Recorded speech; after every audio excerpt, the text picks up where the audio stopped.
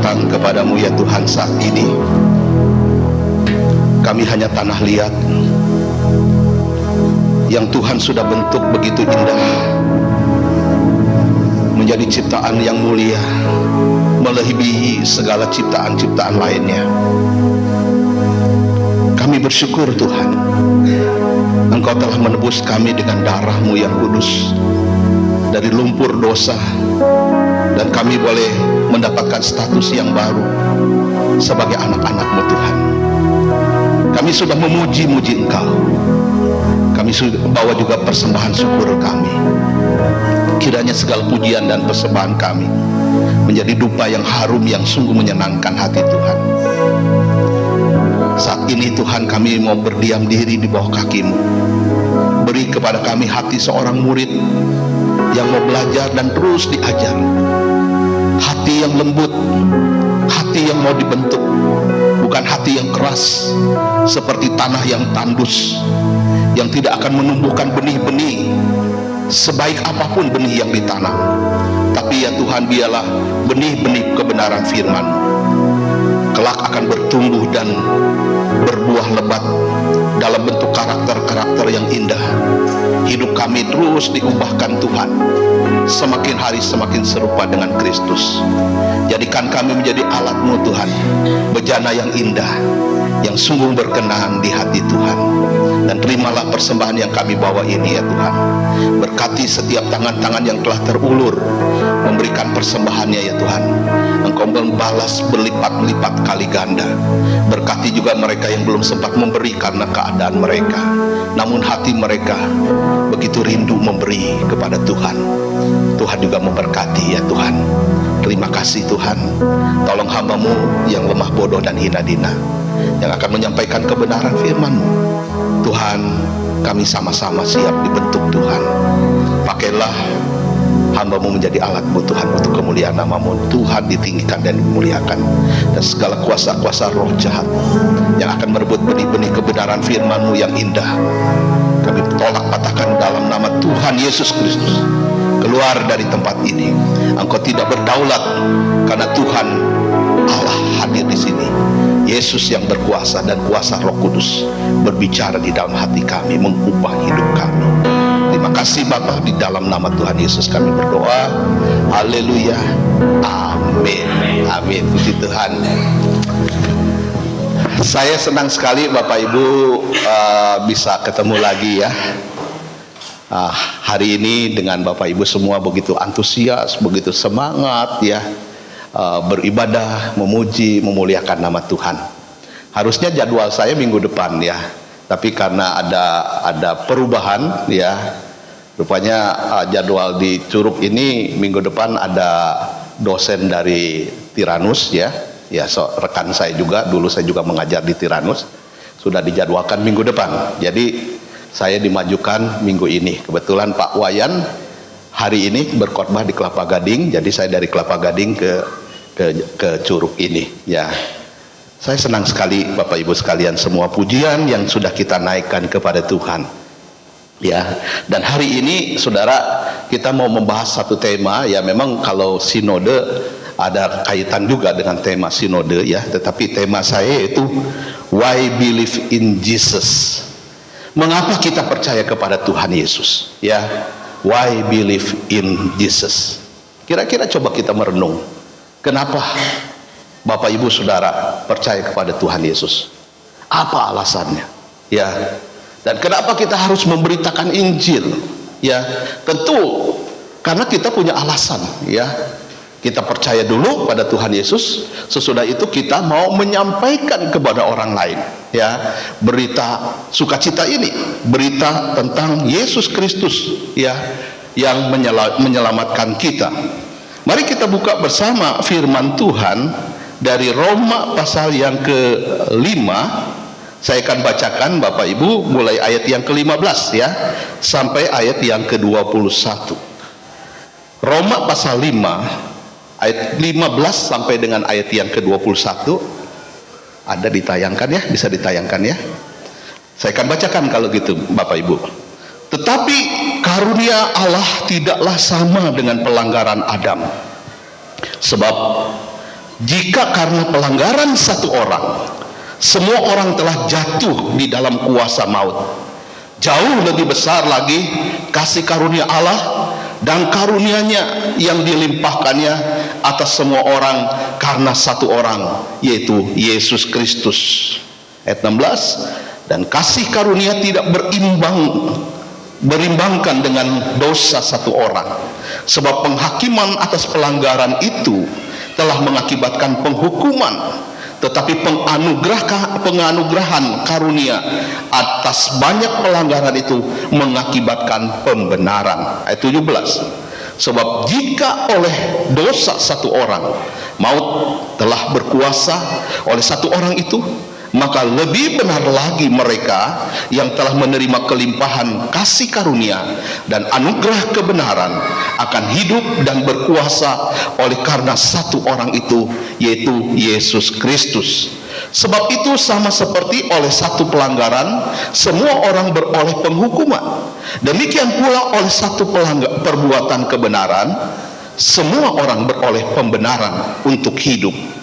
Jadi sama seperti oleh ketidaktaatan satu orang semua orang telah menjadi orang berdosa, demikian juga oleh ketaatan satu orang semua orang menjadi orang benar. Tetapi hukum Taurat ditambahkan supaya pelanggaran menjadi semakin banyak, dan di mana dosa bertambah banyak, di sana kasih karunia menjadi berlimpah-limpah, supaya sama seperti dosa berkuasa atas alam maut, demikian kasih karunia akan berkuasa oleh kebenaran untuk hidup yang kekal oleh Yesus Kristus Tuhan kita. Bapak Ibu yang dikasihi Tuhan, ada satu cerita saudara ya, kesalahan orang tua saudara ya harus ditimpakan kepada anak-anaknya ya.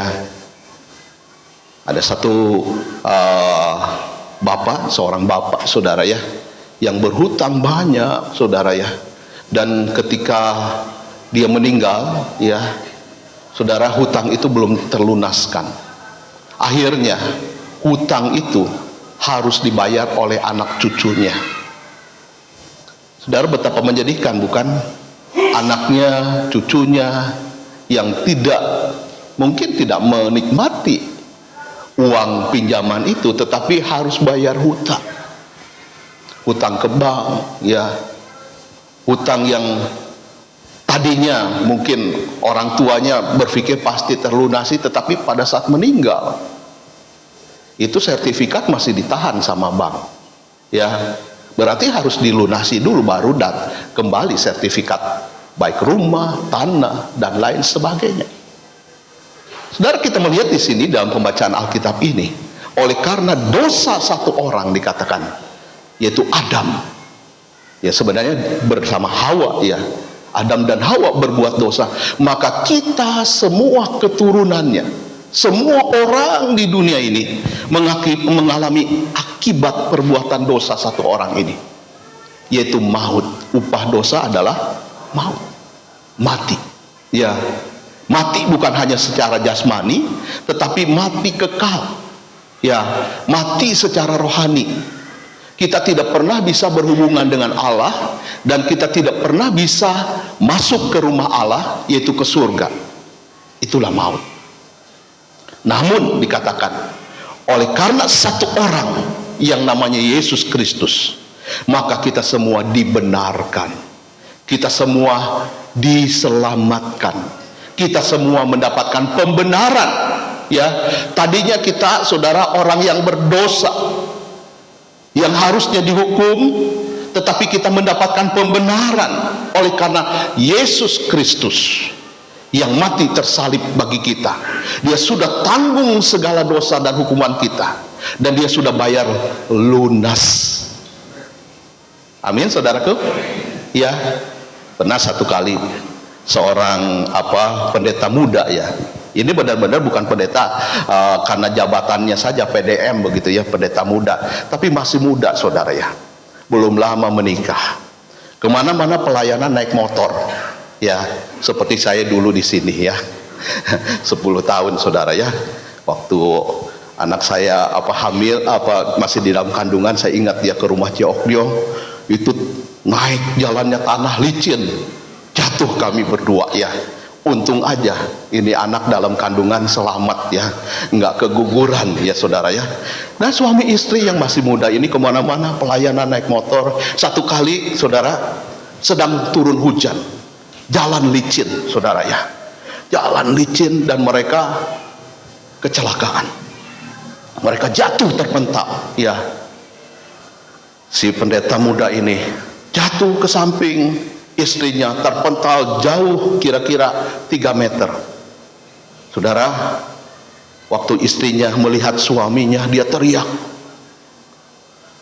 "Hai mas," gitu ya. Atau kalau panggilan sayang orang Chinese, "Ko," ya, atau "Beb, beb, beb," ya, beb, ya, yang kesayangan, ya.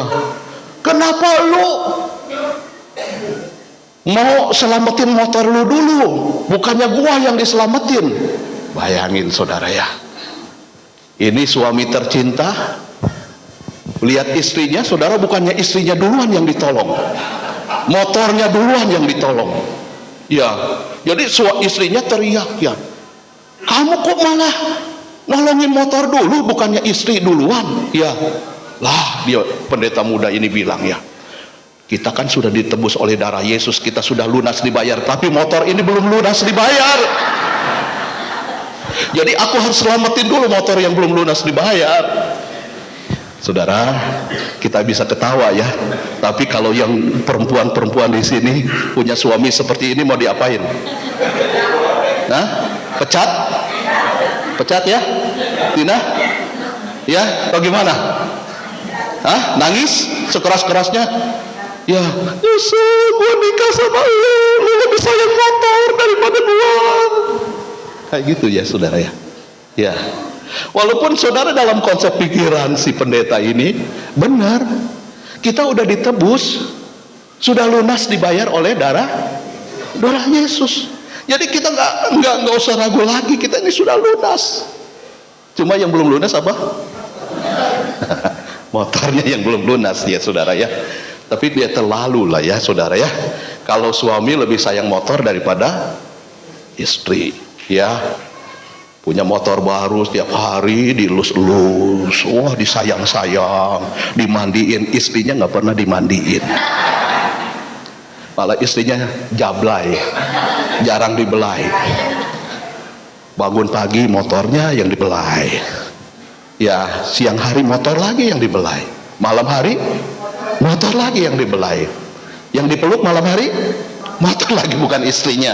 Saudara, hati-hati, itu sudah menjadikan berhala ya, berhala motor itu ya.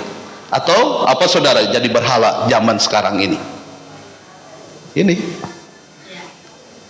HP. Bangun tidur yang dicari apa? Istri dicari nggak? Enggak, itu ya jujur ya.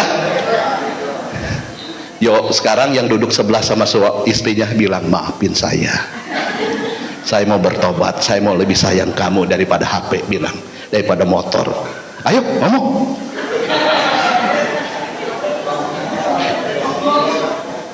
Jangan sama bapak lagi ya, itu namanya LGBT ya saudara ya.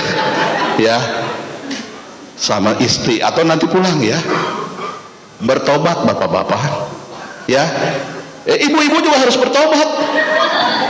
Jangan cuma bapak-bapak aja, mesti seimbang dong ya, pendeta harus seimbang ya. Ya, suami pulang nggak pernah disambut, lagi asik nonton drakor, drama Korea ya, nonton TV lebih penting daripada nyambut suami. Dulu baru menikah, "Wah, ini kopi masih panas, singkong masih anget," apalagi saudara, goreng pisang, goreng rebus pisang. Sekarang, "Mah, kopi bikin sendiri." Ya, "Teh panas dong." "Ya, ambil sendirilah, tuh udah ada." Ya, saudara, ketika seorang istri memperlakukan suaminya seperti itu, hati-hati loh ya. Jangan-jangan nanti suaminya tadinya pulang tepat waktu, Jam 5, jam 6 udah pulang. Makin lama makin malam pulangnya. Jam 8. Ya, habis nggak pernah disambut, saudara ya. Jam 9, jam 10, akhirnya pulang pagi. Ya, udah pulang pagi bingung. Cari siapa? Cari orang pinter. Supaya suaminya cepat pulang. Sama orang pinter dikasih tahu, ibu harus minum jamu, ramuan Madura, sari rapet. Tapi percuma. Suami sudah lengket sama sekretarisnya. Habis yang di kantor kan yang dilihat kinclong ya. Pulang ke rumah itu istri masih pakai daster yang tadi pagi. Bangun tidur masih pakai daster yang sama dipakai sore hari. Masih bau acai. Ya suami saudara di luar sana, parung tadi saya lewat Sawangan, saya nggak nyangka juga tol udah sampai Sawangan ya saudara ya. Banyak yang kinclong-kinclong di depan sana. Bukan cuma motornya aja yang kinclong. Jadi istri-istri harus kinclong juga ya. Ya, sambut suami-suami pulang dengan sukacita. Amin ya. Dengan bergairah ya. Jangan sampai ya ada tomo yang kedua, ya ada lihan yang kedua, ya bahaya kan, ya. Kemarin majelis gereja kami di Kelapa Gading namanya Pak Yongki, istrinya baru pulang dari Surabaya tadi malam, jam 9 malam. Pak Yongki jemput istri enggak? Jemput dong, katanya Boksu, ya. Nanti kalau nggak dijemput ada Yongki yang lain. Nah, ya. Jangan kasih kesempatan Bapak Ibu ya. Ada Pak Iwan yang lain ya. Ada Pak siapa lagi yang lain, Pak Beni yang lain ya. Jangan kasih kesempatan. Yuk sama-sama suami istri harus bergandengan tangan. Tambah lama tambah mesra ya. Amin. Ya. Makin lama makin tua makin iya, tua-tua keladi nggak apa-apa. Makin tua makin jadinya jadi bener ya. Ya, jadinya jadi sayang, lebih sayang lagi sama pasangannya ya. Jangan sayangnya sama yang lain. Itu namanya selingkuh. Boleh nggak selingkuh? Nggak boleh ya. Nggak apa-apa Pak, katanya nggak apa-apa Om, nggak apa-apa Boksu. Selingkuh itu apa singkatan dari selingan indah keluarga utuh. Ngaco ya, ngaco. Nggak ada selingan-selingan, nggak boleh ya, nggak boleh ya, nggak boleh selingan-selingan. Hanya harus satu ya, kepada pasangan aja. Satu aja nggak habis kan? Iya, tetap sayang, tetap cinta. Yo bilang ke sebelahnya yang ada pasangannya, aku cinta kamu ya. Bilang, ayo ngomong ya. Balik badan, ayo ngomong ya. Ya.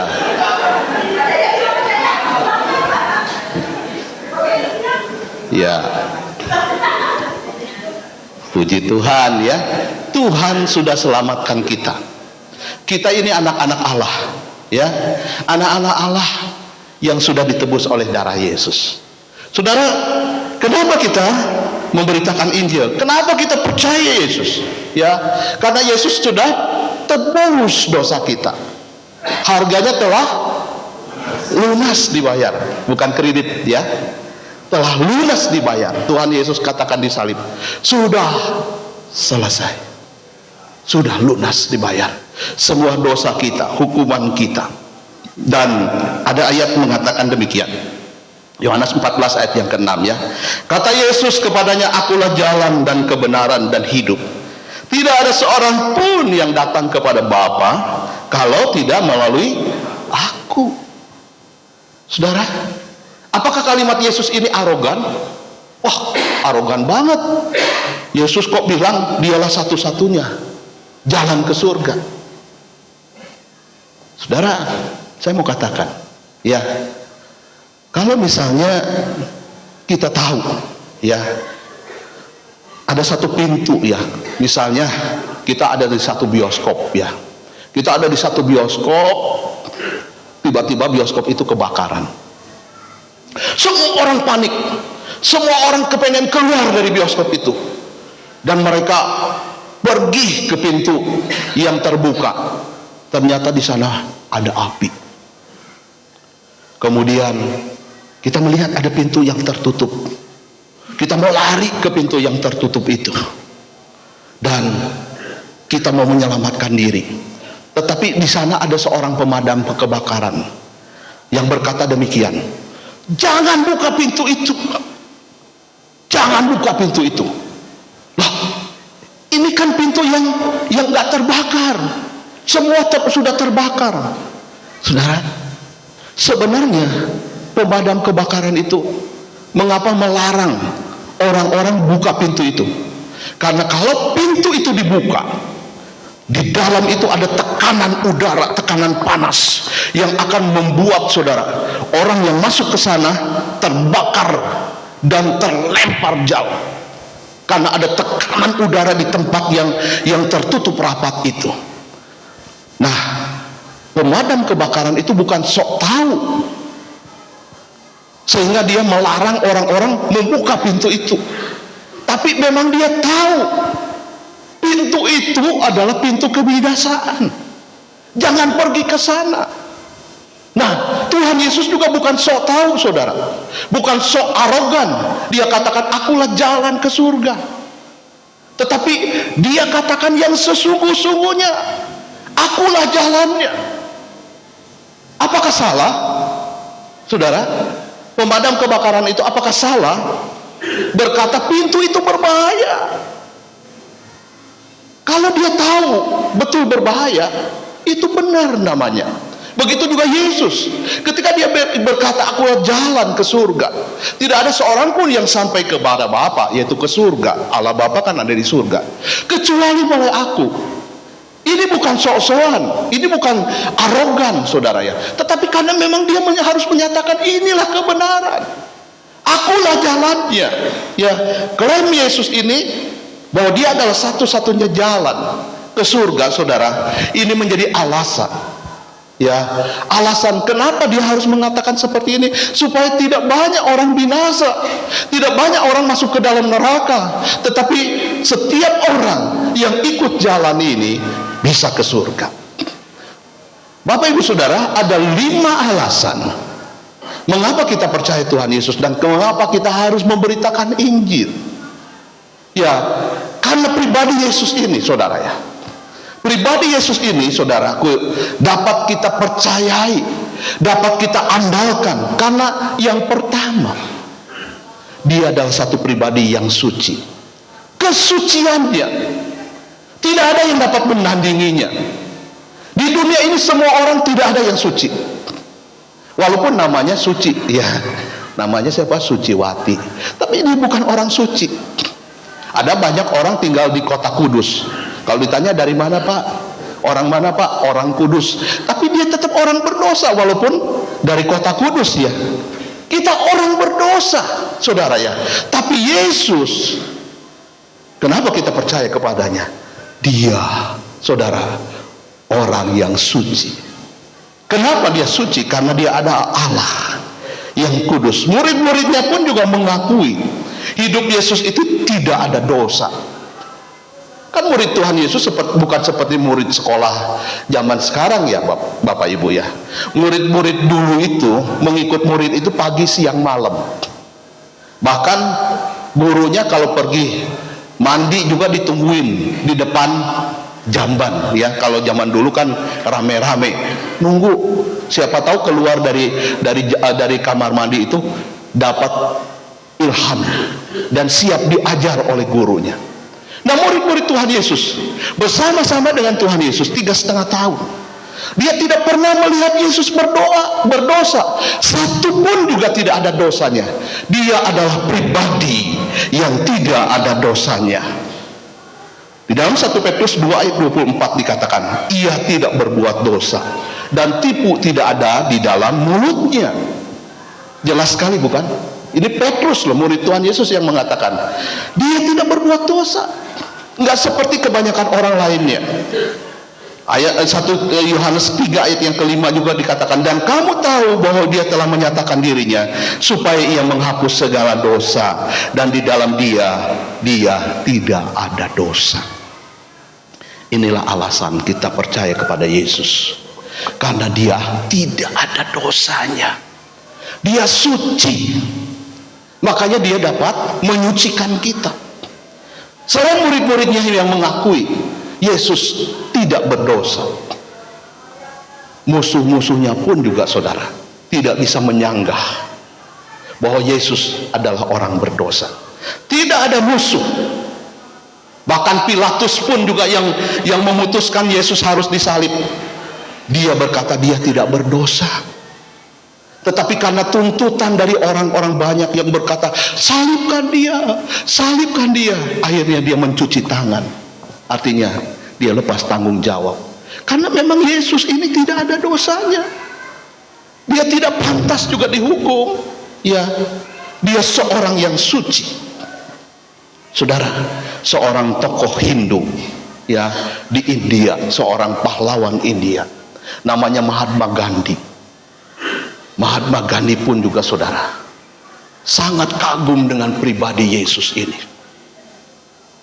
Kemana-mana di saku bajunya dia selalu membawa kitab Injil Matius. Dia begitu kagum dengan ajaran Tuhan Yesus, Matius 5 sampai Matius pasal 7. Dan dia begitu ingin saudara menjadi pengikut Yesus. Walaupun sayang saudara ya, dia tidak sempat jadi Kristen karena dia tersandung melihat orang-orang Kristen yang hidupnya tidak sesuai dengan firman Tuhan. Ya, sayang sekali. Padahal saudara, Mahatma Gandhi seorang Hindu pun juga mengakui Yesus itu pribadi yang agung. Yesus adalah juru selamat. Saudara, yang kedua, alasan mengapa kita harus memberitakan Injil dan mempercayai Yesus adalah Allah, juru selamat kita, karena mujizat-mujizatnya. Ya, jumlah mujizat yang dia lakukan begitu banyak saudara, dan disaksikan oleh banyak orang juga, sehingga mereka tuh menjadi saksi-saksi mata. Walaupun sekarang sudah nggak ada saudara ya, karena itu kejadian 2000 tahun yang lalu sudah meninggal. Tetapi saudara, Alkitab mencatat bahwa banyak saksi-saksi yang menyaksikan, orang-orang yang menyaksikan banyak mujizat yang Yesus lakukan. Bahkan beberapa penulis kuno saudara yang non Kristen pun juga meneguhkan catatan ya dalam catatan sejarah bahwa Yesus itu banyak melakukan mujizat. Di antaranya siapa? Tokoh sejarah bernama Claudius Josephus. Claudius Josephus itu bukan seorang Kristen. Dia orang Yahudi, tapi dia bukan seorang Kristen.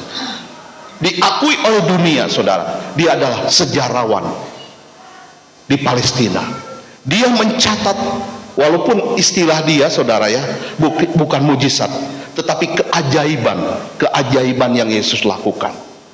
Jadi banyak keajaiban yang Yesus lakukan. Saudara, di kitab lain ya, yang bukan Alkitab, saya nggak mau sebutkan namanya. Bahkan juga saudara ya, disebutkan ketika Yesus kecil, dia membuat burung-burungan dari tanah liat. Alkitab nggak ada mencatat itu. Tapi saudara, kitab yang lain mencatat. Waktu tanah itu jadi burung-burungan kayak boneka, dia tiup, dan menjadi burung beneran. Ini bukan sulap, bukan sihir, tetapi inilah mujizat yang Yesus lakukan. Saudara, sejarawan-sejarawan yang lain juga saudara, bahkan para nabi Yahudi ya, penentang kekristenan saudara, mengakui keajaiban yang Yesus telah lakukan. Ada yang bernama Talus mengakui waktu Yesus mati disalib, selama 3 jam terjadi kegelapan. Siang hari, dari jam 12 siang sampai jam 3 sore, itu saudara seperti malam hari, langit gelap. Nah, menurut penelitian Talus saudara ya, Pada saat itu terjadi badai, sehingga pasir itu naik ke langit dan menjadi gelap. Tidak masalah kalau dia memberikan pengertian ini satu bencana, seperti bencana alam, ya, di mana terjadi kegelapan selama 3 jam. Tapi itu sesuai dengan yang dicatat di dalam Alkitab, bahwa terjadi kegelapan selama 3 jam. Dulu di Lampung, ya, saya pernah pergi ke Lampung, ke Wai Abung, saudara, ya, Lampung Tengah. Pernah tahun berapa itu, tahun 70-an, satu hari itu daerah itu diliputi kegelapan karena banyak sekali semacam belalang memenuhi langit, dan panen mereka gagal pada saat itu, diserang sama belalang itu. Saudara, kita melihat, ya, di dalam Yohanes pasal 20 ayat 30-31, memang masih banyak tanda lain yang dibuat Yesus di depan mata murid-muridnya yang tidak tercatat dalam kitab, dalam Alkitab kita, ya. Tetapi semua yang tercantum di sini telah dicatat supaya kamu percaya bahwa Yesuslah Mesias, Anak Allah, dan supaya kamu oleh imanmu memperoleh hidup dalam namanya. Dikatakan, saudara, semua mujizat walaupun belum tercatat semuanya di dalam Alkitab. Anda bisa bayangkan kalau semua dicatat dalam Alkitab, ini aja udah tebal. Wah, tebalnya seperti apa Alkitab kita nanti kalau semua dicatat. Semua mujizat yang Yesus lakukan itu untuk membuktikan, dikatakan bahwa dia adalah juru selamat. Ya, jadi kenapa kita percaya Yesus? Karena mujizat-mujizatnya. Mujizatnya itu bisa diverifikasi, saudara, ya. Itu bukan cerita bohong, bukan mitos, bukan dongeng, saudara, ya. Ada banyak saksi, ya, tadi saya sudah katakan, ya. Bahkan tokoh-tokoh sejarah dunia pun juga mengakui, padahal mereka itu bukan orang-orang Kristen, saudara, ya. Perjalanan spiritual, saudara, yang Yesus lakukan itu penuh dengan mujizat, dan ketika dia ada di dalam dunia ini, dia melakukan banyak mujizat. Ini menjadi alasan, ya, mengapa kita percaya, mengapa kita harus memberitakan Yesus juru selamat. Yang ketiga, saudara, alasan yang ketiga, ya, saudara, alasan yang ketiga yaitu nubuat. Ya, seluruh hidup Yesus itu menggenapi nubuatan-nubuatan yang ada di dalam perjanjian lama. Di dalam Lukas pasal 24 ayat yang ke-44 dikatakan, ia berkata kepada mereka, inilah perkataanku yang telah kukatakan kepadamu ketika aku masih bersama-sama dengan kamu, yaitu bahwa harus digenapi semua yang ada tertulis tentang aku dalam kitab Taurat dan kitab nabi-nabi dan kitab Mazmur.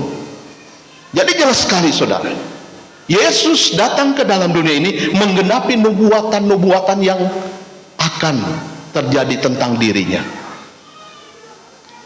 Dan ini, saudara, tergenapi. Jumlah nubuatan itu sangat banyak tentang Yesus Kristus, sekitar 50, dan sudah diucapkan ratusan bahkan ribuan tahun sebelumnya, dan digenapi di dalam Yesus Kristus. Saudara, belum tentu seorang nabi dinubuatkan sebelum kelahirannya, tapi beda dengan Yesus. Ribuan tahun sebelum Yesus lahir, sebentar lagi kita merayakan Natal, ya, itu, saudara, sudah dinubuatkan kelahirannya itu, kedatangannya itu sudah dinubuatkan, sehingga saudara kita percaya bahwa ini pribadi yang memang dijanjikan oleh Allah dari sejak Adam dan Hawa jatuh ke dalam dosa. Allah menghukum ular tidak lagi berjalan dengan kakinya. Mungkin awalnya ular itu punya kaki, ya, tetapi sejak saat itu ular harus berjalan dengan perutnya. Tuhan juga menghukum perempuan akan mengandung dan akan merasa sakit bersalin, dan kepala ular itu akan dihancurkan saat dia memagut tumit benih perempuan, yaitu pada saat Yesus mati di kayu salib. Yesus sebagai benih perempuan dipagut, Yesus mati di salib. Tapi saudara, kepala ular itu sekaligus dihancurkan. Ya. Nah, ini saudara digenapi di dalam Yesus Kristus. Kalau Yesus tidak datang ke dalam dunia ini, ular yang menjadi simbol daripada iblis tidak pernah dikalahkan.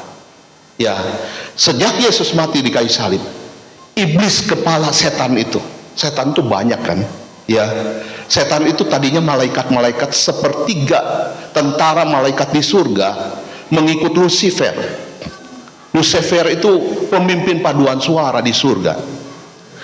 Lucifer membawa sepertiga malaikat di surga berkudeta kepada Allah Bapa di surga, tapi dikalahkan, kemudian dibuang ke bumi. Lucifer jadi iblis. Iblis itu kepalanya cuma satu, ya, kepala setan.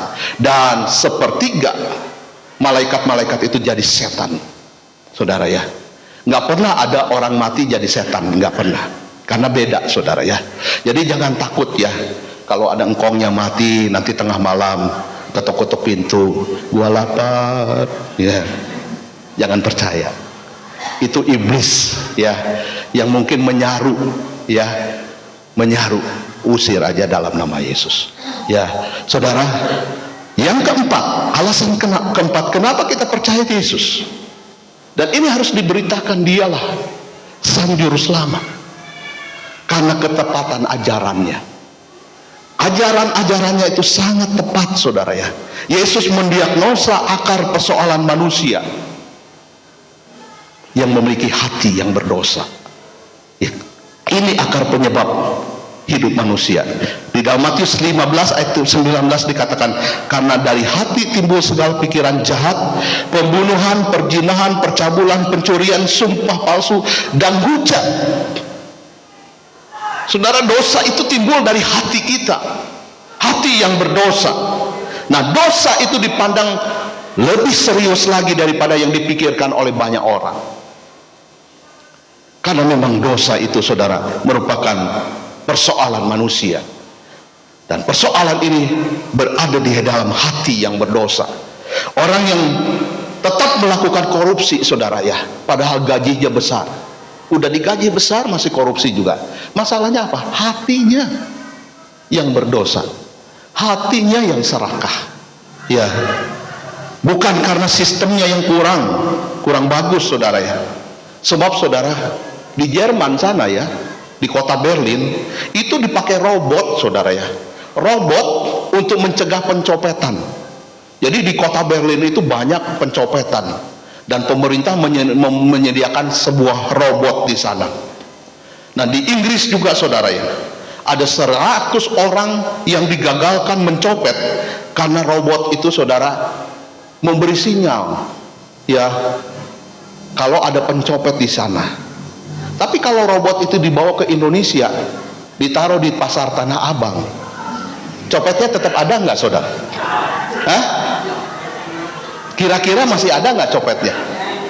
Kenapa? Robotnya yang diambil, saudara ya. Benar, kreatif orang Indonesia itu, saudara ya. Robotnya yang dibawa pulang, sehingga robotnya hilang, ya tukang copet tetap ada di mana-mana. Itulah Indonesia. Saudara ya, kita harus tahu, saudara ya, ini masalahnya masalah apa? Masalah hati, ya, hatinya, hati yang nggak mau bertobat, hati yang nggak mau berubah, hati yang nggak mau diperbaharui, tetap aja berdosa. Ya, di sini kalau naik motor pakai helm nggak? Hah? Tapi tadi saya lihat banyak tuh yang nggak pakai helm. Pakai helmnya kapan? Kalau ada polisi yang, ada polisi cepet pakai helm. Takutnya sama polisi, ya. Bukan masalah di hatinya mau taat, ya. Bukan takut sama Tuhan, tapi takutnya sama orang, atau takutnya sama kebalikan Tuhan apa? Hantu. Coba Tuhan dibalik hantu, ya. Lebih takut hantu apa lebih takut Tuhan? Ah, jujur. Hah? Hantu lah, ya. Ya. Sama Tuhan mah, oh nggak apa-apa. Tuhan melihat nggak apa-apa. Nanti juga diampuni ya. Ya, kalau sama hantu takut. Ya, hati kita, saudara, harus berubah. Saudara, di dalam hati yang belum berubah, semakin banyak peraturan, semakin banyak pelanggaran. Ya, misalnya dilarang mengintip. Ngintip nggak? Ada lubang kecil, ngintip terus saudara ya. Jangan nengok ke kanan, katanya 100 meter lagi jangan nengok ke kanan. Udah dibilang jangan nengok ke kanan, masih nengok ke kanan saudara ya. Ya, akhirnya nabrak saudara ya. Ada banyak tokoh agama yang percaya di dunia ini saudara ya. Ya, bahwa saudara, hidup manusia ini nggak ada yang sempurna ya. Bahkan orang ateis juga mengakui saudara ya, bahwa saudara, manusia terikat dengan moralitas yang moralitasnya seringkali nggak baik ya, belum berubah. Yang kelima saudara ya, kenapa kita percaya Yesus dan kenapa kita harus memberitakan supaya orang lain percaya kepadanya? Karena relevansi penebusan yang Yesus lakukan ya. Penebusannya itu beranugerah menggenapi semua pergumulan eksistensial manusia, pergumulan terdalam dalam kehidupan manusia, yaitu simpati, penerimaan tanpa syarat, pengakuan dan pengampunan. Itu saudaraku, kita terima dari Tuhan. Tuhan mengampuni dosa kita, Dia menerima kita tanpa syarat, Dia mengasihi kita, Dia mengakui kita seorang yang sungguh-sungguh bernilai di hadapan Tuhan, sehingga Dia menyelamatkan kita. Saudara, kalau kita punya waktu 30 menit lagi, apa yang kita bisa lakukan? Misalnya umur kita tinggal 30 menit lagi, apa yang biasanya kita lakukan? Apa yang akan kita lakukan? Seandainya Tuhan kasih umur kita 30 menit lagi, saya tanya ya Pak Beni ya, Pak Beni 30 menit Pak, apa yang Bapak mau lakukan? Kumpul sama keluarga? Hah? Berdoa? Terus apa lagi? Tidur. Padahal nanti di sana banyak waktu tidur ya. 30 menit lagi ketemu dengan keluarga, ketemu dengan orang. Ini udah mau buru-buru tidur ya, padahal di kuburan juga bakal tidur tuh nanti selamanya tidur. Oke, nggak apa-apa. Apalagi Pak?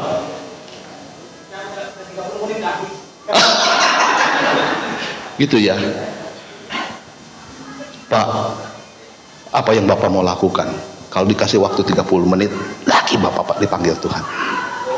Berdoa. Terus apa lagi? Penyerahan diri. Lalu penyerahan sertifikat. Hah? Bagi-bagi warisan dong. Ya, jangan nanti bingung kok anak-anak, warisan Papa di mana? Hah? Apa lagi Pak? Menyerahkan pada Tuhan. Berarti udah siap ya. Sekarang Bapak udah siap? Ya. Siapa mau masuk surga? Ya. Mau ya? Siapa yang mau pergi ke sana sekarang? Wah, jangan dulu. Masih enak dunia ini ya. Apalagi anak muda. Saya belum kawin. Nah, Bapak Ibu Saudara, biasanya kalau kita punya waktu 30 menit lagi ya, sebisa mungkin kita kumpul dengan keluarga. Ini saat terakhir kita kumpul dengan keluarga. Kan ada orang mau meninggal nggak pergi-pergi, anaknya belum pulang. Ya, saya ingat mertua saya mau meninggal ya, papa mertua saya mau meninggal. Saya waktu itu ada di kota Beijing, saya lagi belajar. Dia tunggu saya pulang. Ya, istri saya bilang, dia tunggu kamu. Saya bilang, saya nggak mungkin bisa pulang. Ya, ini saya harus cari tiket, belum tentu juga cepat dapat tiket, harganya juga pasti mahal sekali.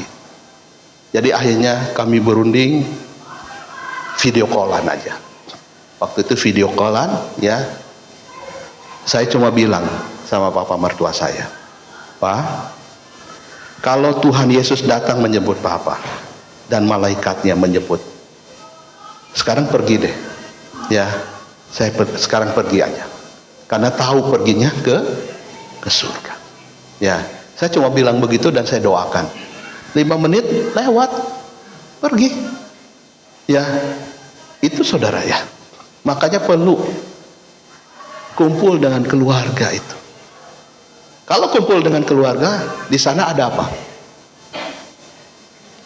Ada namanya LOVE. Apa itu? Love. Ada cinta. Ya, cinta. Waktu kita kumpul dengan keluarga, ada cinta. Adakah cinta? Ya, cinta itu saudara dibutuhkan.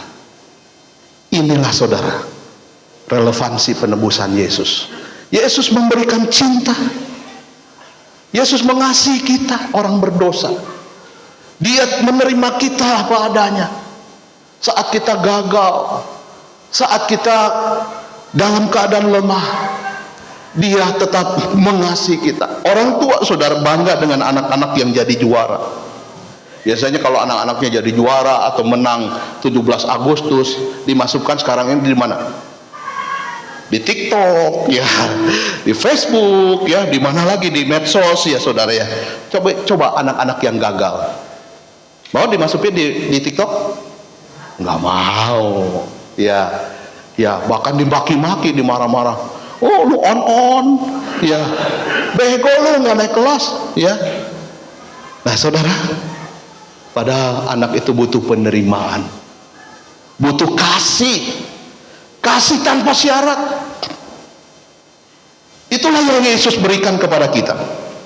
Bagaimana kita tahu iman Kristen adalah iman yang benar? Saudara, secara personal, kesaksian tentang Yesus inilah yang menjadi penting saudara bagi kita. Kita hidup di dalam Dia, saudara ya. Dia benar-benar adalah Tuhan yang tidak ada dosanya. Kesuciannya, mujizatnya, nubuatannya, saudara ya. Dia sebelum datang ke dalam dunia ini sudah dinubuatkan. Ketepatan ajarannya dan relevansi penebusannya. Dia menebus kita karena Dia mengasihi kita. Iman kita kepada Yesus itu saudara ya, bukan iman sembarang iman, tetapi iman yang berdasarkan data. Kita akan menyaksikan saudara sebuah video klip ya, bagaimana saudara ketika Musa memimpin bangsa Israel menyeberangi laut merah namanya, atau laut Kolsom. Saudara, sekarang sudah diteliti, saudara. Ternyata memang ada jejak sejarahnya. Jadi ini bukan dongeng, ya.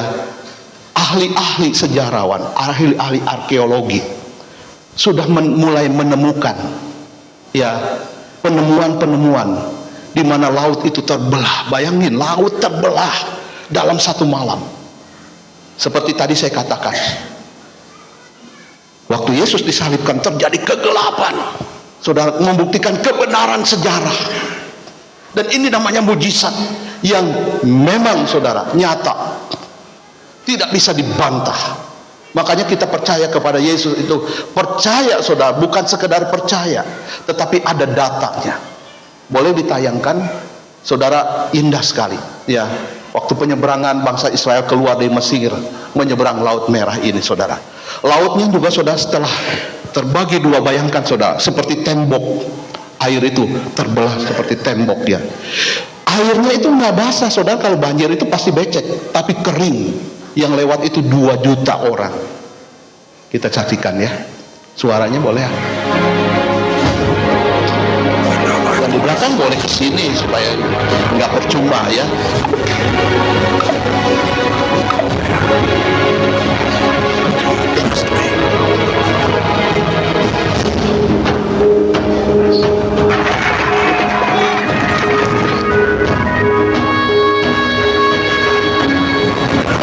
Dalam sebuah perkembangan yang mendapatkan perhatian baik komunitas ilmiah maupun agama, Bukti baru telah muncul yang mungkin dapat menjelaskan kisah kuno tentang penyeberangan Laut Merah selama berabad-abad untuk membuktikan kebenaran peristiwa ini. Merupakan tantangan besar bagi para arkeolog, sejarawan, dan ahli Alkitab. Namun kemajuan teknologi dan penemuan bawah laut baru-baru ini telah membawa para ilmuwan lebih dekat dalam memecahkan misteri legendaris ini dari sebelumnya. Kisah penyeberangan Laut Merah adalah inti dari narasi kitab Keluaran dalam Alkitab yang menggambarkan Israel sebagai tokoh utama dalam salah satu cerita paling dramatis dalam sejarah agama. Kitab Keluaran yang dinamai berdasarkan Yunani kuno Exodus, yang berarti keberangkatan, dengan jelas menggambarkan pelarian bangsa Israel dari Mesir, di mana mereka telah menderita perbudakan selama beberapa generasi menuju Kanaan, tanah yang dijanjikan kepada mereka oleh Tuhan. Perjalanan ini bukan hanya peristiwa penting dalam sejarah Alkitab, tetapi juga cerita dasar dalam banyak tradisi agama. Salah satu peristiwa paling luar biasa yang tercatat dalam Keluaran adalah pembebasan bangsa Israel dari penindasan Firaun. Alkitab menceritakan bagaimana Tuhan mengirim 10 tulah ke Mesir untuk memaksa Firaun agar melepaskan bangsa Israel. Tulah-tulah ini termasuk sungai Nil yang berubah menjadi darah hingga kematian anak sulung Mesir. Klimaks dramatis terjadi ketika Firaun akhirnya setuju untuk membiarkan bangsa Israel pergi. Namun hal tersebut tidak berlangsung lama. Dia kemudian berubah pikiran dan mengejar mereka dengan pasukannya. Ketika bangsa Israel melarikan diri, mereka mencapai Laut Merah dan terjebak dengan laut di depan mereka dan pasukan Firaun yang semakin mendekat dari belakang. Menurut kisah Alkitab, inilah momen ketika segala sesuatunya berubah secara dramatis.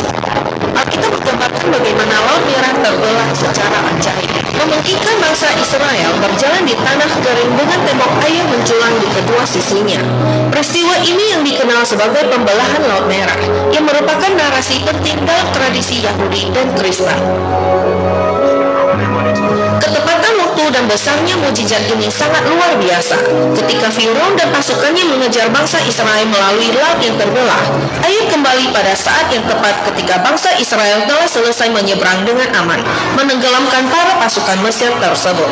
Skala mukjizat ini sungguh mencegangkan, karena Laut Merah, yang juga dikenal sebagai Laut Teberau, memiliki panjang sekitar 1.400 mil dan kedalamannya bervariasi.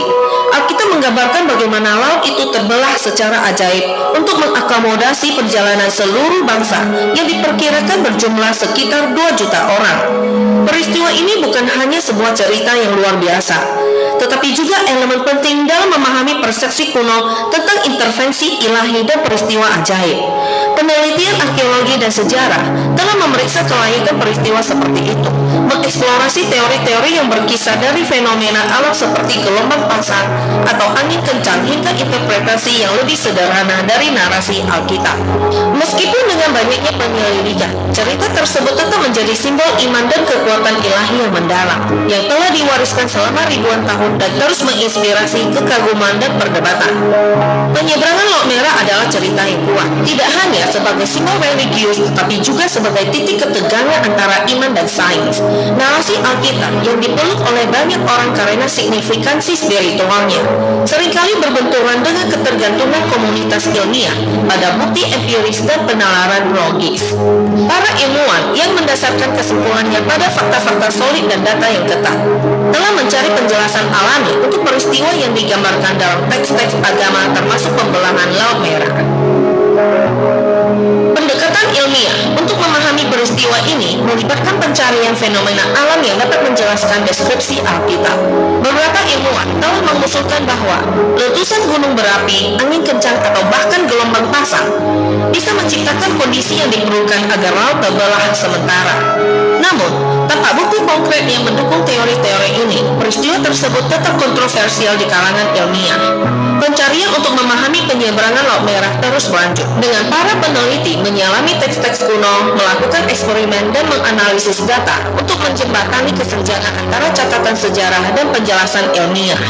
Hingga bukti yang solid dapat ditemukan dan diverifikasi, cerita seperti pembelahan Laut Merah yang menantang hukum sains akan terus memicu perdebatan dan rasa ingin tahu. Ketegangan antara iman dan bukti empiris ini menyoroti tantangan yang berkelanjutan dalam merekonsiliasi narasi-narasi agama dengan pemahaman ilmiah. Bagi banyak orang, kisah penyeberangan Laut Merah tetap menjadi simbol kuat dari intervensi ilahi. Ya, Sementara bagi yang lain, ini adalah misteri yang menarik yang belum sepenuhnya dapat dijelaskan oleh sains. Oke. Gagasan bahwa laut bisa terbelah dengan sendirinya sungguh luar biasa dan menantang Ya. pemahaman kita saat ini. Kita cukup sampai sini ya. Nanti terlalu panjang ya. Jadi itu satu bukti ya saudara ya. Apapun yang terjadi di dalam Alkitab itu saudara adalah sejarah. Ya, bukan cerita dongeng seperti Sung Gokong gitu ya saudara ya. Tapi inilah sejarah ya yang dapat dibuktikan. Kita percaya kepada Yesus, saudara ya, itu dapat diverifikasi, mujizat-mujizatnya ya, dapat ada ahli-ahli yang bisa meneliti ya. Sampai hari ini tempat Yesus dikuburkan ya, Bukit Golgota itu masih, tempat Yesus dilahirkan sampai hari ini juga masih ada ya, nggak seperti cerita dongeng. Makanya kita percaya kepada Yesus Kristus, itu adalah pilihan yang tepat. Dan mari kita sampaikan kepada orang lain yang belum mengenal Yesus, dialah juru selamat dunia. Mari kita berdoa. Bapa, kami berdoa Tuhan supaya iman kami semakin bertumbuh di dalam Tuhan, dan kami juga ya Tuhan mau mewartakan kepada orang lain, Yesuslah juru selamat dunia. Yesuslah yang menjadi alasan kami percaya, karena kesucian-Mu, karena nubuat-nubuatan-Mu, karena mujizat-mujizat yang terjadi, karena ajaran-Mu yang begitu indah, dan karena penebusan-Mu Tuhan. Tidak ada yang dapat menebus kami dari dosa kami, tidak ada yang dapat membebaskan kami dari hukuman api neraka.